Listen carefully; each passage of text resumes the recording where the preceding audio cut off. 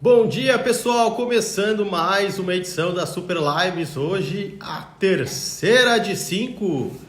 Esperar o pessoal entrar aí. E queria agradecer vocês, né, pelas mensagens que eu tenho recebido, o pessoal tá gostando bastante. Como é que tá o áudio e o vídeo, tudo certinho? Tá aí o Daniel, o Rodinelli, o Antônio, bom dia. E o tema de hoje é a dinâmica da dívida pública, as contas públicas. Tá aí meu amigo Pablo Ganassim, um abração aí, a Tatá, tá aí o Bruno Magalhães. E é um assunto que ele é muito comentado na mídia. A gente teve essa questão aí da tal da pauta bomba, etc. Então, na nossa jornada na economia, hoje eu vou apresentar para vocês então uma série de conceitos essenciais para vocês entenderem de uma vez por todas o que falam tanto aí, tal do resultado primário, nominal, dívida pública, o que uma coisa tem a ver com a outra. E a coisa mais importante aí, se segura na cadeira, que eu vou mostrar para vocês como a dívida pública brasileira ela é muito maior do que é divulgada na mídia. E vocês vão ver, tem o acesso aos dados são dados públicos e vocês vão poder aprender como acompanhar tudo isso. Então, hoje, muito importante aí. Então, pessoal, vai compartilhando aí a live para chegar em mais pessoas, porque eu acho que todos os brasileiros, eles têm o direito de saber o que está acontecendo em relação à situação atual, né, das contas públicas, o que eles estão fazendo com o nosso dinheiro e também o que estão repassando aí para futuras gerações. Então, eu acho muito importante essa aula de hoje, porque ela trata justamente disso, né? O que estão fazendo com o nosso dinheiro, como é que estão aplicando, como é que está a situação agora, ainda mais agora com a questão do coronavírus, enfim. Então, hoje, dinâmica da dívida pública, as contas públicas, a gente vai falar de carga tributária. Então, vamos começar a nossa aula. Então, vou desabilitar aqui temporariamente aqui os comentários. E vamos lá, pessoal! Vamos mostrar o primeiro gráfico de hoje. São vários hoje, hein? São vários. Esse gráfico aqui primeiro, o que é a tal carga tributária que falam tanto?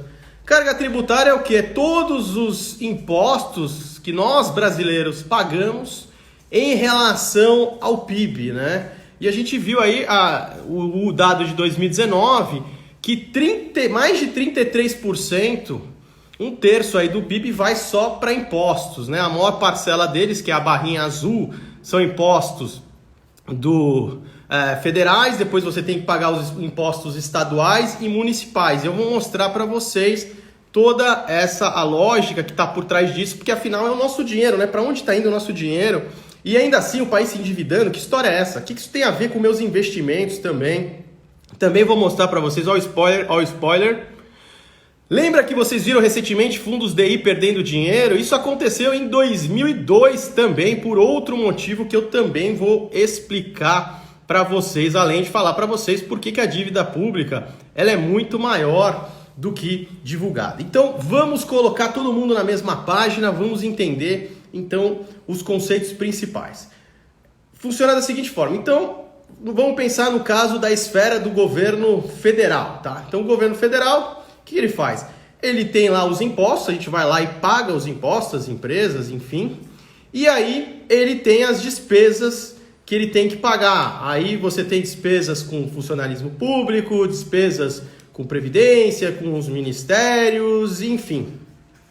Quando você pega toda a arrecadação aí de impostos e tira as despesas, mas aí o ponto importante, tá, pessoal? Sem computar os juros da dívida, ok? Sem computar os juros da dívida, você tem o chamado resultado primário.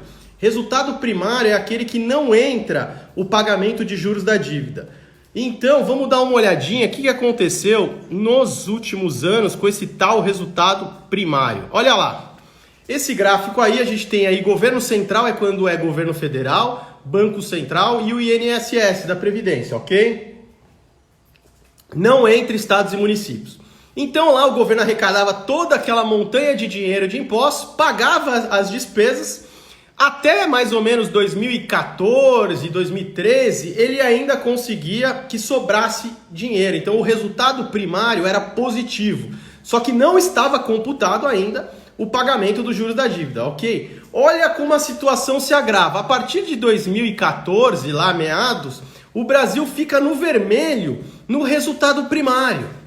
Ou seja, tudo que era arrecadado não sobrava dinheiro nem para pagar as despesas não financeiras, ou seja, aquelas despesas que não entram os juros da dívida. E o país segue no vermelho, olha só, até hoje, pessoal, até hoje, e a perspectiva depois a gente vai ver de ele voltar para o azul no resultado primário, a última estimativa que eu estava vendo era só em 2030, porque o rombo vai aumentar muito. Então, antes de acontecer essa história do coronavírus, o resultado primário do governo esperado para esse ano era o seguinte: arrecadar os impostos, pagar as despesas sem computar os juros e ficar um rombo de 130 bilhões de reais mais ou menos. Só que além disso, tem que pagar os juros da dívida. Olha só quanto a gente já pagou de juros nos últimos 12 meses.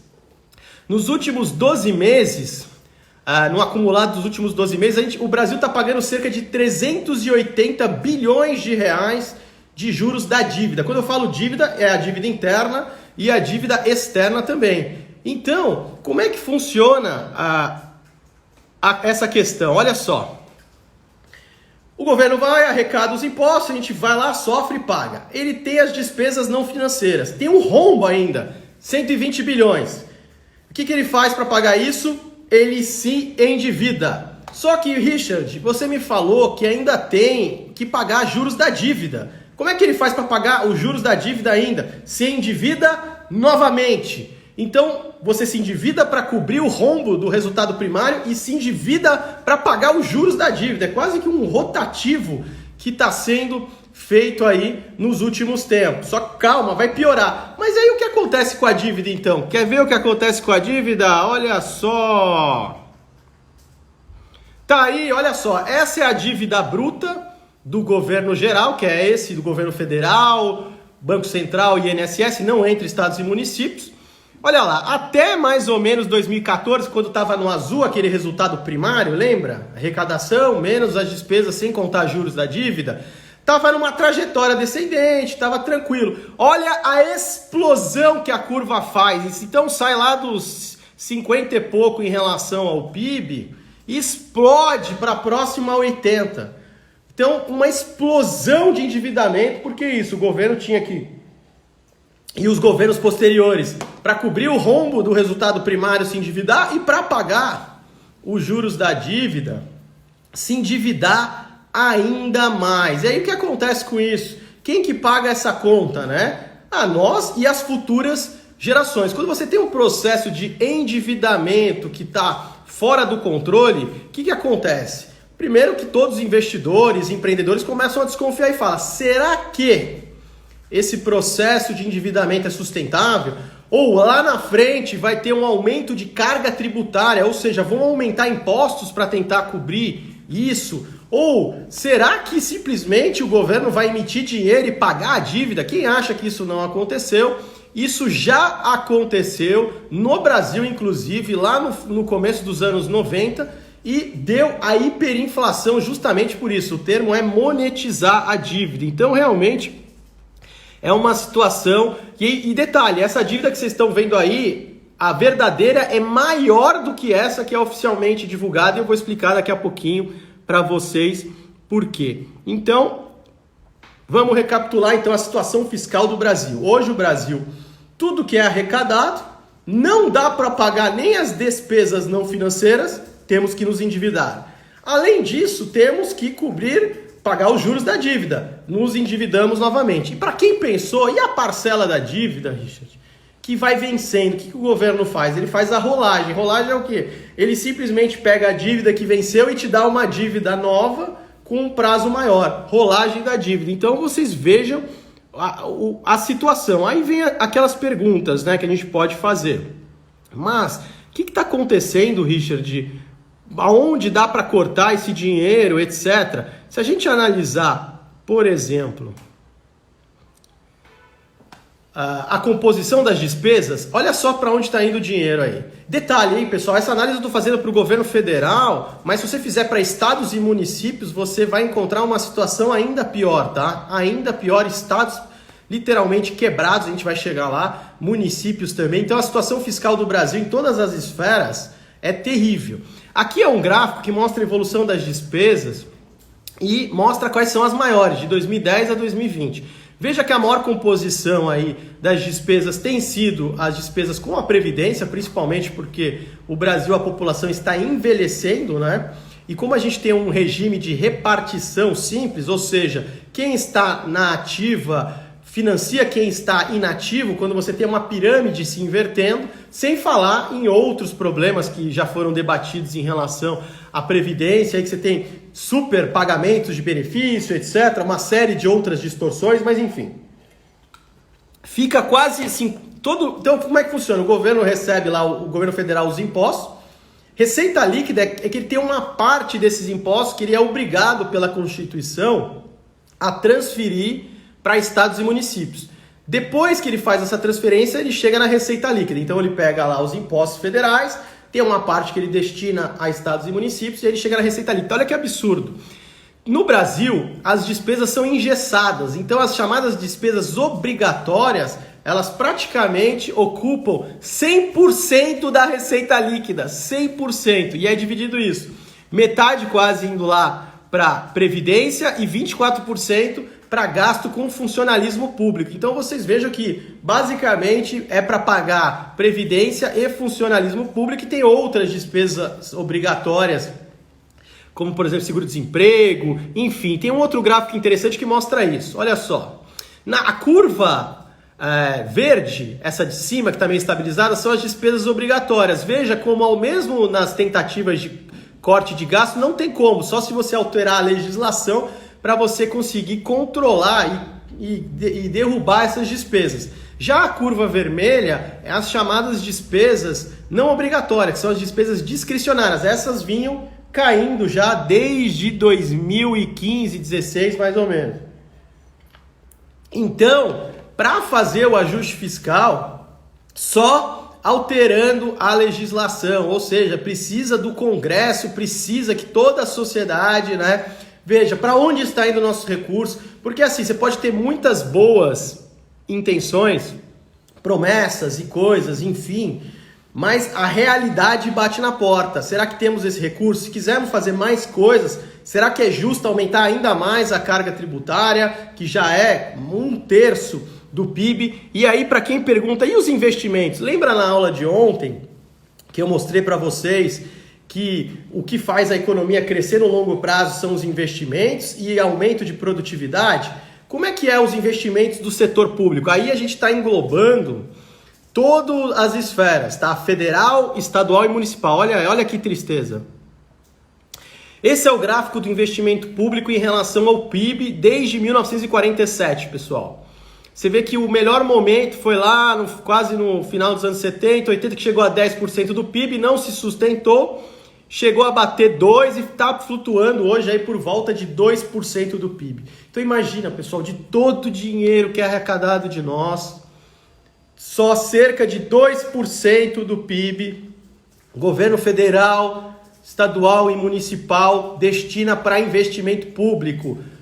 É um absurdo, num país que precisa de infraestrutura, um país que não tem o saneamento básico. Então, às vezes, o pessoal quer ficar discutindo coisas muito sofisticadas e o cara não tem acesso nem ao esgoto. Então, são questões básicas e fundamentais. Então, você vê que não sobra nada e não está sendo direcionado nada para investimento, nada para o crescimento de longo prazo do nosso país. E isso é uma história aí de várias e várias décadas, realmente uma vergonha.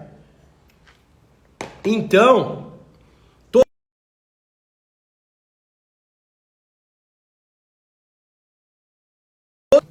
extremamente engessadas e agora vai começar a piorar, pessoal. Olha só as estimativas agora com a farra fiscal que está se desenhando. Lembra que eu falei no começo que o rombo projetado para esse ano, para o resultado primário, que agora vocês sabem o que é a arrecadação menos as despesas não financeiras, aquelas que não entram os juros da dívida. O rombo era de 124 bilhões de reais projetado. Mas agora, no meio da pandemia do coronavírus, que aí vale tudo, o pessoal joga com medo, a farra fiscal voltando, agora o rombo está sendo o resultado primário. O rombo está sendo projetado para 514 bilhões de reais. Como é que vai pagar isso? Se endividando. Só que ainda tem os juros da dívida, aí quase 400 bilhões. Como é que vai pagar isso também? Se endividando novamente. Olha só, então, como é que vai ficar a projeção aí. O Instituto Fiscal Independente fez umas projeções. Ó, nesse ano, agora com essas mudanças do coronavírus, o resultado primário, que ia ser 1,7% do PIB, vai para 7,5% do PIB. E quando a gente computa juros da dívida, vai para quase 12% do PIB. E a gente está falando, é importante falar, em um único ano, pessoal, em um único ano. E para piorar, estados e municípios querendo mais dinheiro, né? Mais pautas bombas, né? Porque assim, já teve N renegociações, estados e municípios já quebraram outras vezes e o governo federal foi lá e assumiu a dívida deles, ok? E exigiram uma série de contrapartidas, toma conta, faz isso, controla o gasto aqui, etc. Novamente estão pedindo para assumir parte da dívida, segurar as receitas. Então o cara vai lá, faz o lockdown, derruba a economia local e fala, não importa, a queda de arrecadação eu quero que o governo federal cubra. Só que o governo federal, ele já está nessa situação que vocês estão vendo. E querem dar uma olhada aqui na questão da dívida pública agora, então vamos falar por que a dívida pública tá pequenininho aí. Eu vou ler para vocês os números aqui. Essa é uma planilha que está disponível no site do Banco Central e eu vou mostrar para vocês então quanto que é a dívida bruta hoje do Brasil. Hoje a dívida bruta oficial é divulgada como 5,6 trilhões de reais. Isso é o equivalente a 76,5% do PIB. Até aí tudo bem? Por que a dívida bruta é uma ótica importante para se observar? Porque vários países, entre eles o Brasil, eles abusaram da maquiagem contábil no conceito de dívida líquida, que aí você pode lançar, eu tenho tanto para receber, as reservas valem tanto, a dívida líquida vale tanto. Então, por muito tempo, isso foi utilizado como maquiagem para mostrar o endividamento, ocultar o endividamento das pessoas. Assim como no próprio resultado fiscal do Brasil por muitos anos, eram utilizadas artimanhas para vocês não perceberem como sociedade que as finanças públicas estavam no buraco, estavam extremamente no vermelho. Então, tanto agência de risco, investidor, qualquer pessoa séria só olha a ótica da dívida bruta, porque ali não tem como você fazer um mandrake. Mas calma, dívida bruta, e aí a gente está falando do governo federal, Banco Central e INSS, não entre estados e municípios, tá? Estamos falando da dívida interna. Dentro da dívida interna tem lá a dívida mobiliária, que são aqueles papéis do Tesouro Direto, que todo mundo tem. Somando tudo, equivale a 4,8 trilhões de reais. E agora, vai uma coisa que eu acho que agora vai chocar vocês. Vocês sabiam que o Tesouro Nacional, ele não consegue vender todos os títulos da dívida? Porque assim, desde 2001, com a Lei de Responsabilidade Fiscal, o Banco Central não pode emitir mais títulos, ok? Só o Tesouro Nacional. E o Tesouro Nacional, para financiar esses déficits do governo que vocês viram aí, arrecada, vai pagar as despesas não financeiras, falta dinheiro, se endivida. Precisa pagar juros da dívida, se endivida novamente. E aí como é que ele paga? Ele tem que ofertar títulos, etc. Tem a troca de títulos que estão vencendo, que é a rolagem da dívida, enfim. Mas tem parte dos papéis que ele não coloca no mercado, porque ele não consegue vender. E aí o que acontece? O Banco Central pega esses títulos que não foram vendidos no mercado e começa a fazer o que está aqui, ó, é a terceira linha, que infelizmente não dá para ler tão bem, operações compromissadas. Operações compromissadas são operações que o Banco Central faz para regular a liquidez da economia. Então ele fica lá vendendo e comprando títulos para ajustar a liquidez da economia. E ele pega Esses títulos também que o Tesouro não conseguiu vender e fica fazendo operações compromissadas, obviamente, com uma taxa de juros maior, né, do que aquela que o Tesouro tentou vender. E o que acontece? Sabe quanto que temos de operações compromissadas hoje? 1 trilhão de reais. 1 trilhão de reais. Então, você tem uma situação que você tem 1 trilhão de reais. Tá certo que parte das compromissadas é para regulagem de liquidez, foi utilizada também quando o Brasil comprava dólares para montar as reservas, então ele fazia o chamado esterilização, que é um termo técnico que nada mais é do que quando ele está comprando dólares, né, ele está pagando em reais e para esses reais não entrarem na economia, ele tenta recolher esses reais através dessas operações. Mas o que eu quero mostrar para vocês primeiro ponto, tem uma parte dos títulos do Tesouro Nacional que o Tesouro não consegue vender, o Banco Central vende via operações compromissadas, ok? E isso entra na dívida bruta, até aí tudo bem, mas isso é pouco falado. O problema é que você tem dívida interna, dívida externa, essas operações compromissadas, dá o total de 5,6 trilhões, mas segura na cadeira que agora vai ficar feio. Tem uma coisa chamada títulos livres da carteira do Banco Central. Aí está o pulo do gato. O Banco Central recebe uma série de títulos, ele põe na carteira e os títulos que ele não está fazendo essas operações compromissadas fica paradinho ali na carteira do Banco Central. E este montante de títulos não entra na dívida pela metodologia brasileira. Não entra. Então é assim, como é que funciona a metodologia da dívida de todos os países, que é a metodologia internacional do próprio FMI. Você tem lá dívida interna, dívida externa e inclui os títulos que estão lá na carteira do Banco Central. Hoje esses títulos, para vocês se assustarem, estão no patamar de 887 bilhões de reais. 887 bilhões de reais que não entram na estatística oficial da dívida pública. E isso faz o quê, pessoal? Só para transformar a informação bem simples. Faz que a dívida pública verdadeira saia de 5,6 trilhões, que é o divulgado oficialmente. Se a gente somar esses títulos livres da carteira, seguindo a metodologia que todos os países fazem, a dívida verdadeira seria cerca de 6,5 trilhões de reais, ou seja, não é 76,5% do PIB. Na verdade, a dívida hoje já passa de 88% do PIB. Já passa de 88% do PIB. Ou seja, o endividamento já é brutal. E agora, com essa farra fiscal que está em andamento, a gente vai chegar rapidinho a mais de 100% do PIB. Então, é uma situação fiscal extremamente grave e que o pessoal está falando, não, mas não se preocupa, é uma emergência, tem que fazer. E o mais triste, né?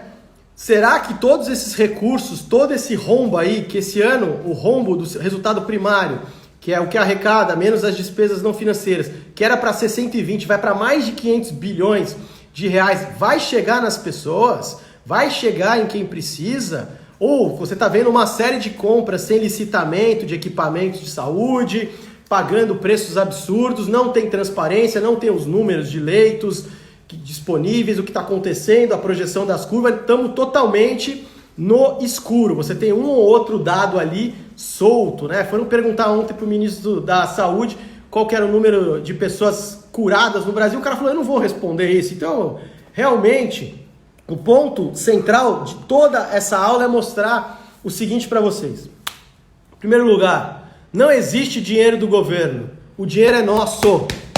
Nosso, pagadores de impostos. Essa é a primeira informação. Então não tem essa história de dinheiro do governo, não tem essa história de dinheiro público. O dinheiro é dos pagadores de impostos. Porque se o governo gerasse riqueza, porque ele tem que ficar tomando ano após ano, né, de todo mundo. Ainda mais numa carga tributária que penaliza justamente as classes mais pobres, porque penaliza produtos e serviços. Se a gente for ver quanto tem de imposto na luz elétrica, na gasolina, enfim. E a gente vê que mesmo todo esse sacrifício, todo esse esforço, impostos, burocracia, o que acontece? na esfera federal, estadual e municipal. O que eles arrecadam não basta para pagar nada, ainda falta dinheiro e eles se endividam. E eles ainda têm que se endividar novamente para pagar juros de dívida. Então, realmente, é uma situação absurda.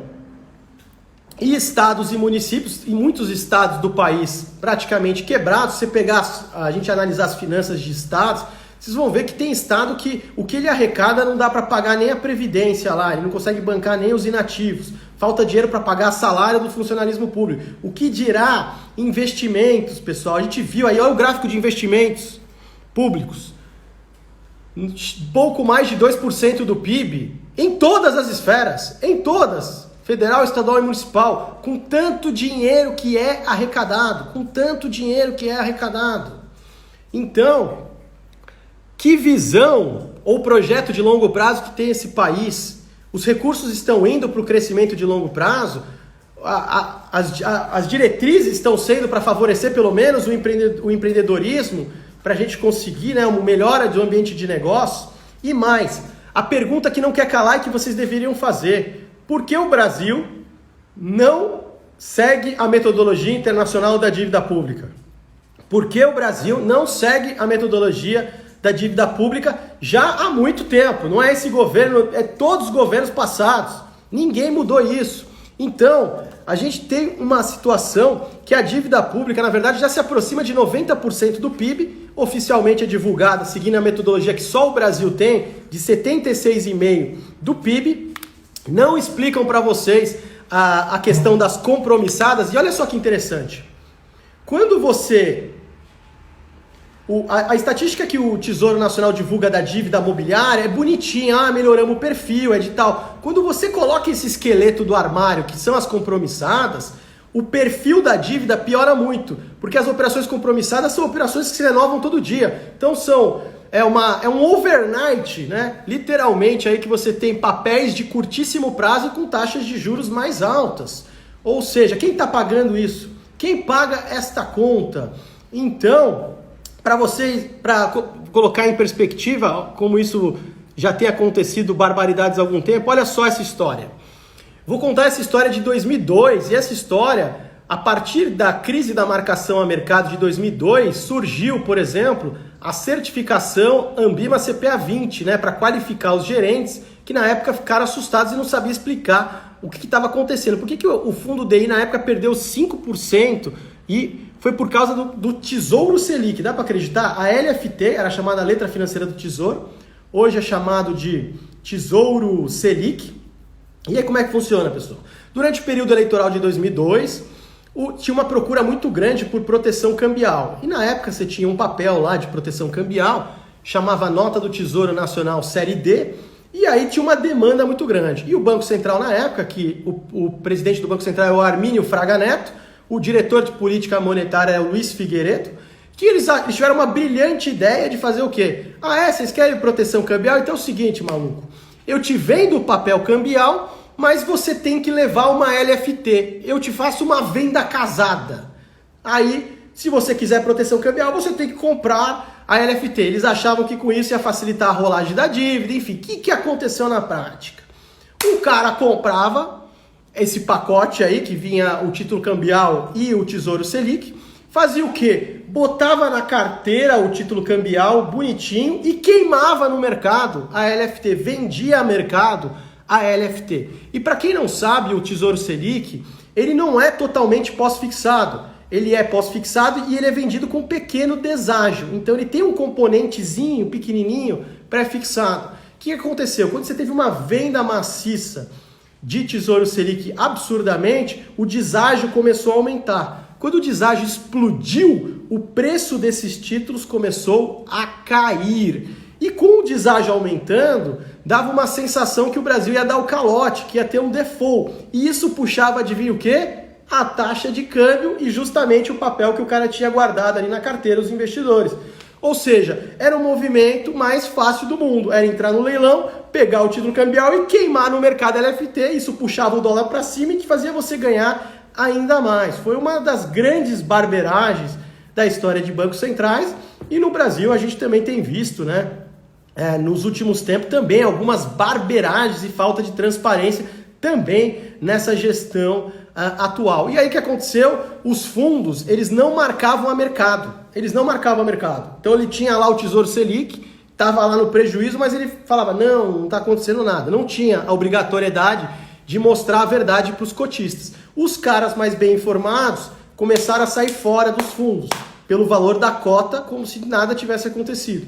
Aí o Banco Central chegou e falou, olha, meu amigo, marquem a mercado, etc. E não, vamos marcar, os fundos falavam e não marcavam. Aí um dia o Banco Central perdeu a paciência e falou, segunda-feira todas as cotas serão marcadas a mercado, não interessa o prejuízo desses papéis. E aí sai a célebre manchete aqui, cotas do fundo DI perdem até quase 5% do seu valor. E aí as pessoas tentando entender o que tinha acontecido, como é que pode um fundo ultraconservador ter dado esse prejuízo, enfim. Então, só para ilustrar aí para vocês como a história não se repete, mas ela rima, né?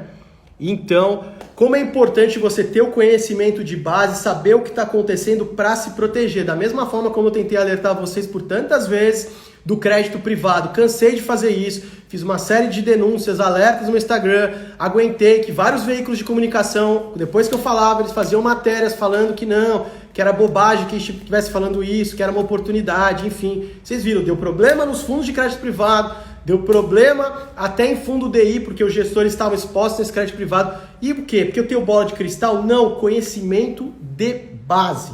Então, a gente vai fazer uma recapitulação final agora, que vai ser um resumão para fixar todos os conceitos. O pessoal pode ir tirando o print, porque a frase de hoje é: a responsabilidade fiscal nunca foi tão ameaçada. Então, uma das poucas coisas boas e que segura a estabilidade da nossa moeda, da nossa economia e do país, que era uma mínima responsabilidade fiscal, ela vem sendo atacada nos últimos tempos, sofreu uma leve melhora, mas a gente não conseguiu voltar no azul, e agora no meio dessa pandemia do coronavírus, a gente está tendo uma ameaça muito, muito forte. E o que acontece se o governo fica gastando mais do que arrecada? Ele vai se endividando, ou em algum momento ele vai fazer o quê? Ele vai aumentar impostos, ou no momento extremo, ele vai imprimir dinheiro para pagar a dívida, e isso vai gerar uma hiperinflação. Hiperinflação é quando você perde a confiança total naquela moeda. Por exemplo, nos anos 80, era comum você ver anúncios de apartamento em dólares, carros anunciados em dólares. Tem no YouTube vídeos, pessoas falando, este fogão aqui custa 120 milhões de cruzados. 120, isso é a destruição do poder de compra. Por exemplo, se a gente pegar o que R$1 comprava no começo do Plano Real, lá em julho de 94, quando ele foi implementado, e agora, para você comprar as mesmas coisas, você precisa de mais de R$6. Então é uma destruição de poder de compra, mesmo com o plano de estabilização, considerado um dos mais bem-sucedidos da história, mais de 80% já perdeu o poder de compra da nossa moeda. Então é muito, muito sério. Outra coisa, quando você tem uma situação fiscal insustentável, você faz o quê? Quem vai investir? Me fala, quem vai ter uma visibilidade de longo prazo para fazer projetos de longo prazo aqui no Brasil, produtivos aqui no Brasil? O cara não sabe o que vai acontecer, o cara vai dar uma crise, vai subir impostos, vai dar alguma coisa. E lembra, a gente viu na aula de ontem, o que faz uma economia crescer no longo prazo, pessoal? Investimentos e ganhos de produtividade. Sem isso, você fica estagnado. E na aula de amanhã, a gente vai desvendar a questão da produtividade através da ótica das redes complexas, que é o encontro dos físicos, né, com os economistas, para a gente ver o que realmente o Brasil, qual é a situação atual do Brasil, da estrutura produtiva do Brasil, e por que a gente não gera postos de trabalho com altos salários, por que a gente está estagnado e a nossa produtividade vem caindo, por que a gente não consegue desenvolver tecnologias. Então a gente vai ver que tem uma explicação muito clara. Será que a educação só ajuda? O que precisava fazer para a gente conseguir reverter essa situação? Mas do lado fiscal, pessoal, aí o que acontece? Outro ponto importante. Você que é detentor da dívida brasileira, por exemplo, você investe no Tesouro Direto, está comprando esses títulos. Se você vê uma situação fiscal piorando mês após mês, ano após ano, você começa a falar, pô, será que esses caras vão me pagar? E se você estiver disposto a ficar com esses títulos, você vai querer receber 3% ao ano? Você vai querer receber 3% ao ano? Ou você vai querer uma taxa de juros absurda para compensar o risco? Então vamos recapitular agora, olha só a nossa situação. Então, vamos lá. Lembrando, resultado primário é aquilo que o governo arrecada, menos as despesas não financeiras, não entra os juros da dívida, ok? Quando entra a gente inclui o pagamento de juros, chama-se resultado nominal. Qual a situação do Brasil? Olha só. Até mais ou menos 2014, meados de 2014, isso que teve muita maquiagem contábil nos anos de 2013 e 2014, tá, pessoal? Mas enfim, até 2013 e 2014, o que o governo arrecadava e pagava de despesas não financeiras, sobrava ainda um dinheiro que era um superávit primário, ok? E aí ele usava parte disso para pagar os juros da dívida, ok? Tinha um resultado nominal ainda negativo, mas menos pior, né? Você controlava a trajetória da dívida, ela não se tornava explosiva. A partir daí, o Brasil fica no vermelho, no resultado primário. Tudo que é arrecadado, paga as despesas não financeiras e falta dinheiro. Como é que isso é pago? Se endividando. Só que você precisa pagar os juros da dívida. E hoje, mesmo com a taxa de juros baixa aí, nos últimos 12 meses, a gente está pagando cerca de 380 bilhões de reais de juros da dívida. Mas não tem dinheiro, Richard. Como é que paga isso? Adivinha? Se endividando novamente. E o que isso provoca na tal da dívida pública? Olha aí o gráfico. Desde que o Brasil fica no vermelho no resultado primário, que é lá meados de 2014, dá uma olhada na explosão que você tem na dívida. Uma explosão na dívida. Só que, como eu mostrei para vocês, esta dívida, a verdadeira, é maior do que essa divulgada oficialmente. Por quê? Porque o Brasil não atende, não segue a metodologia internacional e não computa uma série de títulos que estão parados na carteira do Banco Central, hoje em cerca de 887 bilhões de reais. Isso não se justifica. Então, já mudou até a legislação da relação Tesouro e Bacen, então o Banco Central deveria explicar para vocês por que ele mantém esse volume tão alto na carteira dele e mais, e quando que eles vão mudar para a metodologia padrão FMI, que todos os países do mundo utilizam. E quando a gente computa como o mundo faz a conta, a dívida pública ela sairia de 76,5% do PIB para mais de 88% do PIB. Essa é outra informação. E também não falam para vocês que tem as operações compromissadas do Banco Central, que hoje passa de 1 trilhão, e que são parte dos títulos que o Tesouro Nacional não consegue vender. Então tem sim alguns problemas de rolagem, no sentido que nem todas as ofertas são aceitas e aquelas que não são aceitas, cabe ao Banco Central empacotar, deixar mais bonitinho e repassar no mercado. E a gente tem agora outro agravante diante da crise atual. O rombo do resultado primário, que esse ano era projetado para 120 bilhões, vai ser mais de 500 bilhões de reais por conta aí do coronavírus. Ou seja, a nossa dívida pública, ela vai dar um grande salto ainda mais. E não estão falando para nós. Quando que então será feito o ajuste fiscal? Como o Brasil volta para o azul? Vão simplesmente aumentar impostos? O que eles vão fazer? Então, a situação fiscal brasileira na esfera de governo federal, estadual e municipal é extremamente grave. É extremamente grave. E tá uma farra fiscal agora e muita gente se aproveitando agora da crise do coronavírus para pegar mais dinheiro ou para fazer licitações aí compra sem licitações, transparência, enfim, não dando satisfações. Quem vai pagar esta conta? As futuras gerações. Isso é um fato. Alguém vai pagar esta conta.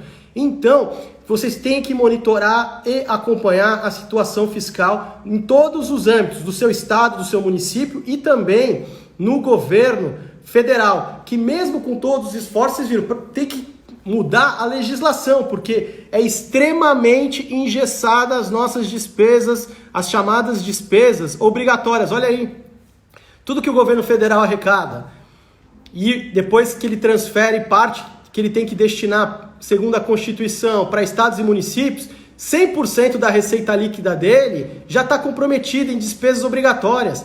Ou seja, olha o aperto que está, né, os governos, e mesmo com uma carga tributária de mais de 36% do PIB. Então vocês vejam que é um absurdo, né? Então quando pergunta, Richard, onde que o Brasil pode cortar? Eu perguntaria, aonde que ele não pode cortar? Ele pode cortar em tudo. Esta é a verdade. E não existe dinheiro do governo, não existe dinheiro público. O dinheiro é do pagador de impostos.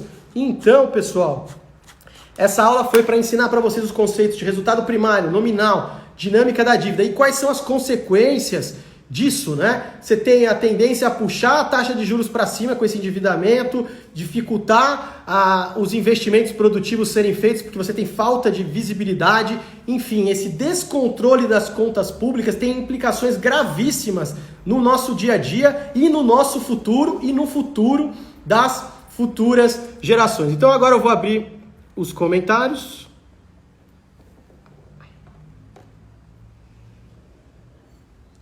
Contei também para vocês, pessoal, sobre a barberagem que aconteceu em 2002, né? Na questão também, porque os fundos DI caíram.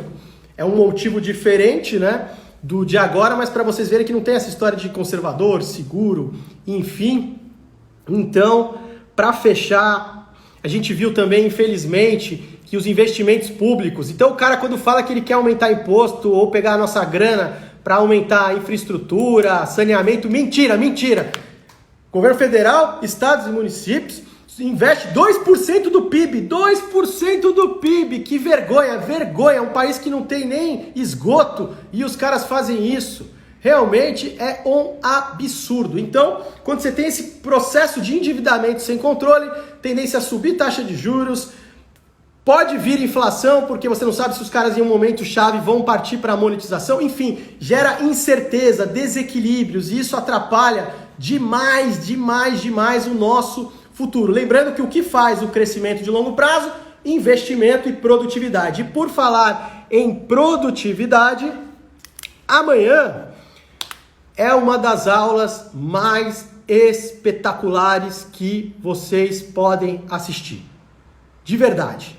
É um conhecimento que não tem em lugar nenhum. Encontro dos físicos com os economistas, analisando a estrutura produtiva na ótica da teoria das redes, que vai muito de encontro com a própria teoria da antifragilidade, sensacional para a gente enxergar o que é o Brasil, o que são os outros países, porque alguns países são ricos, outros pobres. Uma pergunta que todo mundo faz, mas por que aqui a gente não gera postos de trabalho que geram altos salários? Como colocar aí talentos indo embora? Enfim, amanhã a gente vai desvendar o enigma da produtividade, a questão se vale a pena, então se é só investimento em educação que resolve ou se tem outras coisas, vai ser algo espetacular. Então, hoje concluímos a nossa terceira aula das Super Lives, da nossa jornada, continuamos na nossa caminhada até chegar na quinta aula. A quinta aula vai ser a economia, o mercado financeiro aplicado à economia. E aí vocês vão ver que depois que você juntar o conhecimento de todas as aulas,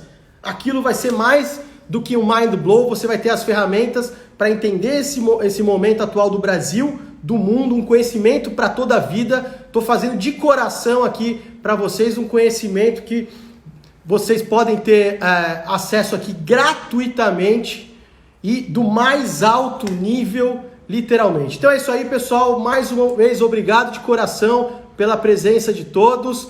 Valeu demais. E lembra a frase de hoje, né? A responsabilidade fiscal nunca foi tão ameaçada. É isso aí, pessoal. Um grande abraço. Até amanhã, 8h35 e até a próxima!